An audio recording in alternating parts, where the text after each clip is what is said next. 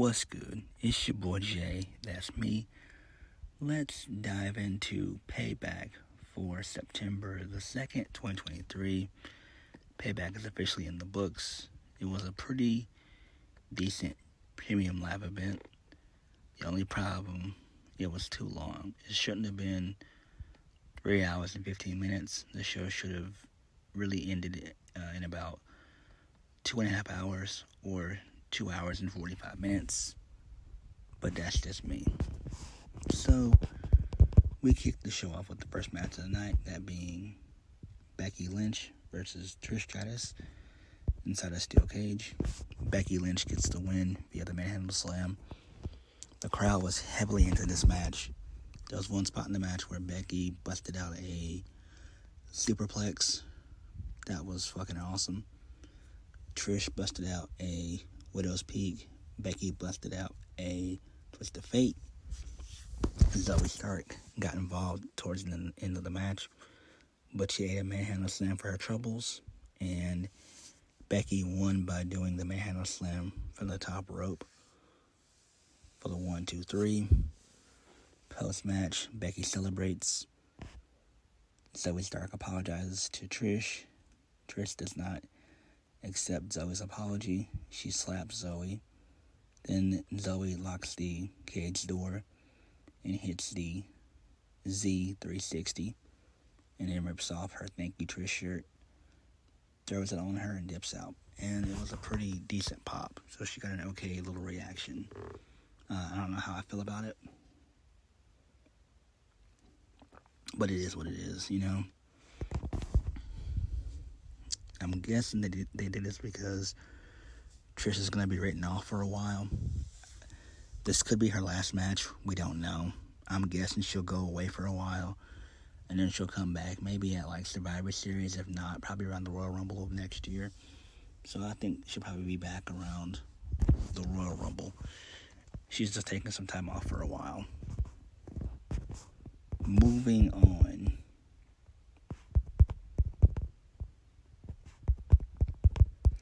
John Cena is out next. So, he gets on the mic and says that he's done a lot of firsts, but never been a host. Cena says he would have never have missed this. He said he found out his job as a host is to make this show as special as he can.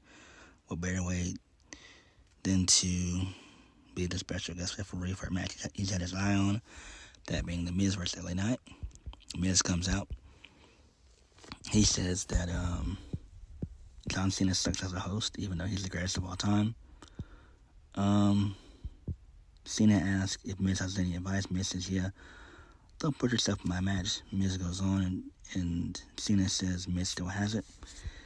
John Cena says he doesn't like Miz, but he does respect him. Cena pleads with The Miz to give him some advice. Miz brags about hosting some gigs he's done in the past. It brings up WrestleMania, how he hosted and wrestled. So be more involved. That being John Cena. So Miz knocks Cena's attire and says that he looks like a Teletubby, while Miz wore a $10,000 suit when he hosted. So they continue to banter back and forth. Miz says Cena doesn't have a referee shirt. So then he's thrown one from somebody in the crowd or whatever, or something like that. And then they end up doing a yeah versus no chant. So that was really cool. And then LA Knight comes out to a massive pop. This leads us into LA Knight versus The Miz. LA Knight gets the win via the blunt force trauma. Very good match, though. Very good. Post-match, John Cena and LA Knight, they're on stage.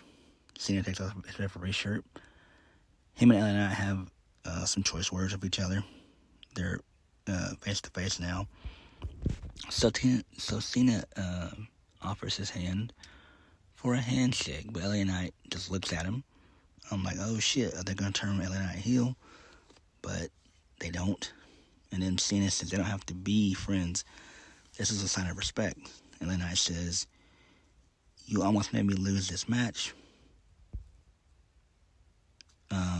was that respect, and then LA Knight finally shakes John Cena's hand, and the crowd pops for that, and that was great. So this is really good shit here. I don't know what they're going to be doing with LA Knight. Are they going to turn him heel, or are they going to turn John Cena tweener? I don't fucking know. I just don't want John Cena to be a tweener. I mean, he's a lovable babyface. So I don't know. This is interesting. Maybe this match takes place at Fastlane. I don't know. Maybe. Who knows? But I'm interested in seeing what's next. Moving on. Austin Theory versus Rey Mysterio for the United States Championship. Rey Mysterio gets the win via a roll-up towards the end of the match. Austin Theory attempts to do the A-Town down, but Rey reverses that into a roll-up for the 1, 2, 3. And Rey was escorted to the ring by all the members of the LWO. So I do see Santos Escobar turning heel on Rey. I don't know when that will happen. Hopefully, as we get closer to Fastlane, it'll happen. But I see Santos turning heel sooner rather than later. But that's just my opinion. Moving on.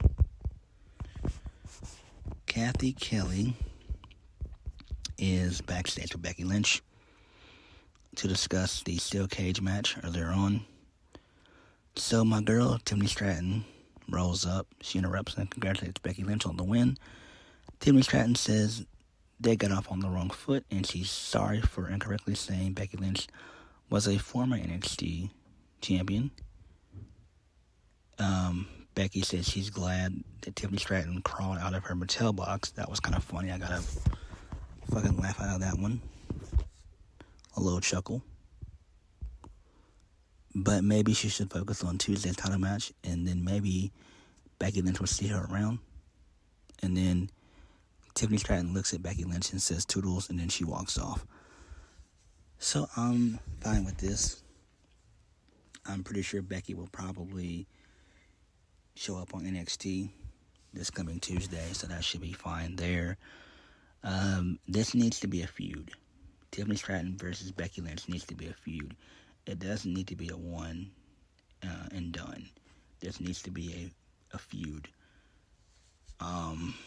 Becky needs to be in NXT for at least a couple months. She doesn't need to go back to the main roster, I would say, until close to Survivor Series. And hopefully WWE ends up doing that.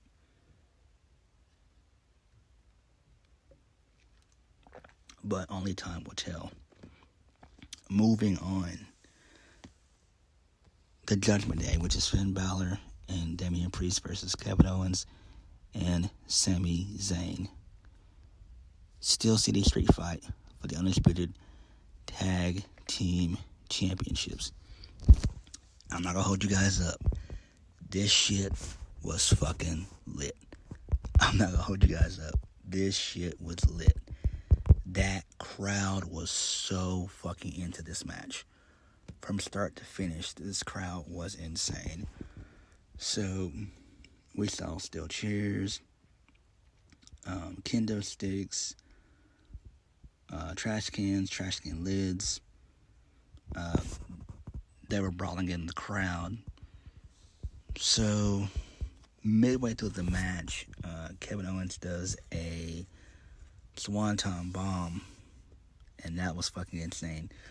That was absolutely insane. I was like, oh shit, Kevin Owens ain't playing. So, Sami Zayn attempts to do the haluva kick. He gets a 2. JD McDonough comes out. He breaks it up. He has a brawl scene with Kevin Owens and Sami Zayn. Rhea comes out. She spears Kevin Owens to the barricade. That got a holy shit chant there. That was fucking badass right there. The finish was when Sami hit the haluva kick on Finn Balor, but Dominic came in and whacked Sami Zayn with the briefcase, and then Balor rolled in for the cover. And that's how him and Damian Priest became the new WWE Undisputed Tag Team champions, and I'm fine with this. This feud is finally fucking over. There does not need to be a rematch for this. Kevin Owens, Sami Zayn literally lost fair and square. This was no rules. So it is what it is. I'm glad it's over. This makes perfect sense. And I'm glad that this match went the way it did. Because really and truthfully, we're being honest, Sami Zayn and Kevin Owens weren't doing jack shit with the titles. They just weren't.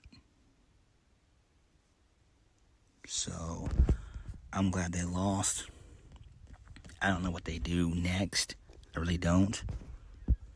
But they've lost a lot of momentum coming out of WrestleMania. They lost a shit ton of momentum. And I'm glad that Finn Balor and Damian Priest are the new WWE Undisputed Tag Team Champions. It just makes perfect sense. Where Sami Zayn and Kevin Owens go next, I don't know. I just know that I don't want to see the Judgment Day and Sami Zayn and Kevin Owens again for quite some time. Because that shit was going on for months. And thankfully, it's finally come to an end. So post-match, the Judgment Day, they stand tall on the stage.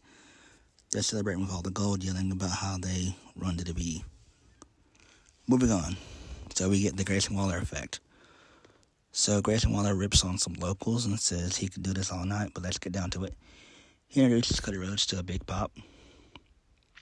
So Cody Rhodes sits down and asks Pittsburgh what do they want to talk about, but Grayson Waller cuts him off and says, we're not doing that. I got a kick out of that. People want to only hear about what he has to say. Grayson Waller asked Cody about his big announcement he heard going on around the locker room. So Grayson Waller says Cody has had a year of highs and lows, but also so many lows. Grayson Waller says he appreciates Cody begging to be on the show tonight and asking for the Grayson Waller rub. Cody insults Grayson Waller and goes on about how predictable these talk show segments are. Cody asks if it'll end in a crossroads. Grayson Waller says he's too professional to end a show like that. And then Cody goes on and says he'll give Waller this big scoop. Cody Rhodes says he saw something on a recent Smackdown that he felt like he had to write. So whatever stroke he had and made this happen. So Cody Rhodes then introduces us to the newest member of the Raw roster, that being Jey Uso. So this is great. Cody and Jey, they stare each other down and then they nod. So Grayson Waller, he says he's unprepared with no questions. Grayson Waller asks Jey how he feels about being on Raw. And then Grayson Waller says, as successful as Jey was in a tag team, he's accomplished nothing else. And I'm like, oh shit, that was true. That was super true right there. So Grayson Waller goes on about throwing subtle shots at Jey and says that he really needs the Grayson Waller rub. And then out of nowhere, Jey super kicks Grayson Waller for a decent pop. So I'm fine with this. Jey has new music. This makes sense. I've heard people online say that this allows for Jimmy and Solo to team up, become a tag team. And this allows Jey to kind of find himself. Again, I'm just worried about who he's going to feud with. I don't know. I really don't. I mean, who is he going to feud with? He's not beating Gunther. He's not beating Seth Rollins, so what do you do with him? I mean, this makes sense, but really, what do you do with Jey? You know? Your guess is as good as mine. Is it a wise decision? Absolutely. But who is realistically going to be Jey's first official feud? Like who? Is it going to be Cody Rhodes? Is it going to be Shinsuke Nakamura, The Miz? Who? Who's it going to be? I don't know.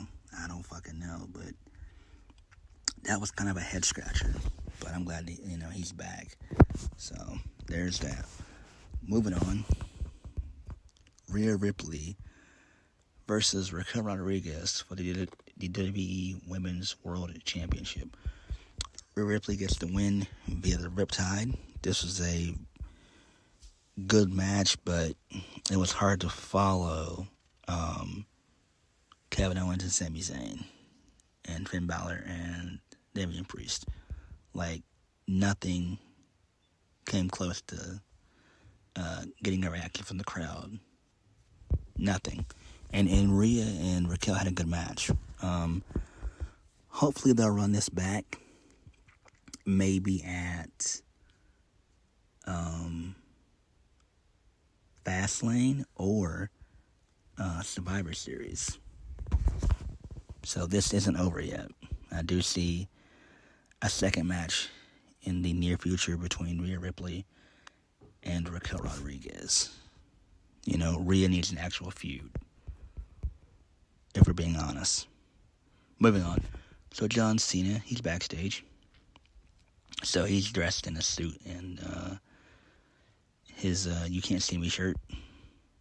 So Cena says what a show this has been, and he's also a backstage correspondent. So Cena is joined by the Judgment Day, who are the new WWE Tag Team Champions. They joke that the champs are here. Cena says he knows there are rumors of dissension in their ranks, but they seem fine tonight. Damian Priest says they're brothers, and brothers fight, but they're unstoppable when they're on the same page. So Damian Priest brags about the Judgment Day having the Money in the Bank briefcase and all this gold. They will rise. Finn Balor says, let's go celebrate with the new titles. So that's pretty cool there. And then the main event, Shinsuke Nakamura versus Seth Rollins for the WWE World Heavyweight Championship. So I loved Rollins' entrance. He paid tribute to Bray Wyatt. That was great. The fans sung his song. The match itself was good. It was slow and methodical. There was one part in the match where Shinsuke hit a Kinshasa from the back of the neck of Seth Rollins, and I thought it was over there, but he kicked out. But Rollins won via the stomp, and he retains.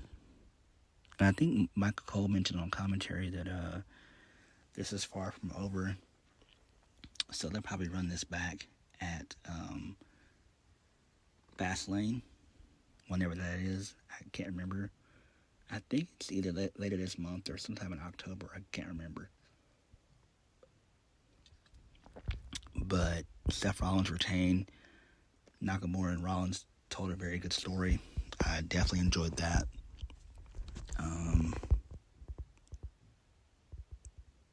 Again, what's the second match between Nakamura and Seth Rollins going to be? Last man standing, I quit, steel cage, what? 2 out of 3 falls? It's got to be something. And is Nakamura going to go over the second time? I doubt it. But this will probably come to a head at Fastlane. But overall, this was a pretty solid show for the most part. The only thing was, it was too long. We could have trimmed down some matches, especially the street fight that went on way too long. I was like, this is close to like the 35-minute mark. I was like, what the fuck? That's a little bit too long. So they could have trimmed off a good 10 minutes of that. But all in all, the show itself was good. Becky Lynch and Trish Stratus did a great job. Owens and Nakamura was decent. What's next for Cody? We don't know. That's up in the air. Maybe he feuds with Drew McIntyre. Hopefully. Jey Uso on Raw. That's going to be pretty cool. So, we got a couple things to look forward to. But what did you guys think? Please hit the like button, comment down below, and subscribe to my videos. I'll catch you guys later. Peace.